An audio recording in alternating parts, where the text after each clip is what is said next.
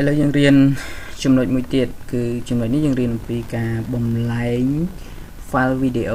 FLV ទៅជា file mp3 គឺបំលែងពី video ទៅជា mp3 ហើយ video នេះគឺជា file FLV ធម្មតាបើជា mp4 ជា AVI អីមិនជាពិបាកបំលែងទេប៉ុន្តែក្នុងចំណុចនេះគឺយើងបំលែងពី FLV video ទៅជា mp3 ដោយយើងប្រើកម្មវិធីមួយឈ្មោះថា any video convert អូខេ any video convert អញ្ចឹងយើងបើកកម្មវិធីនឹងមកនេះយើង add video file តាមនេះក៏បានឬក៏យើងចាប់ទាញឥឡូវយើងមានវីដេអូមួយអូខេ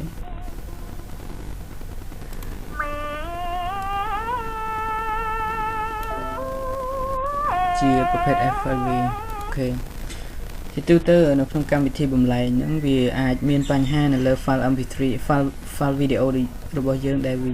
មានឈ្មោះជាភាសាខ្មែរអញ្ចឹងវាអាចថាវាបំលែងអត់បានអញ្ចឹងយើងត្រូវបដូរឈ្មោះសិន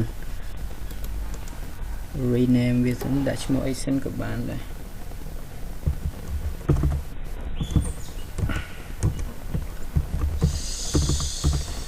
smooth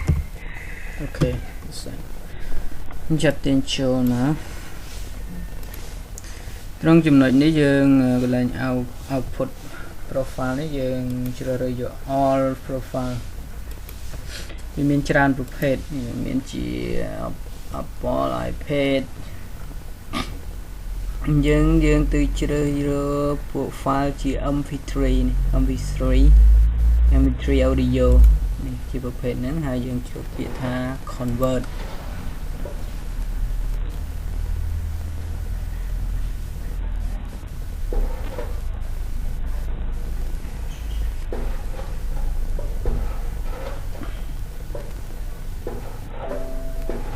convert ហើយ mp3 យើងនៅឯណាចុច open output folder មួយណា smooth នេះអូខេយើងបំលែងមកមិញ smooth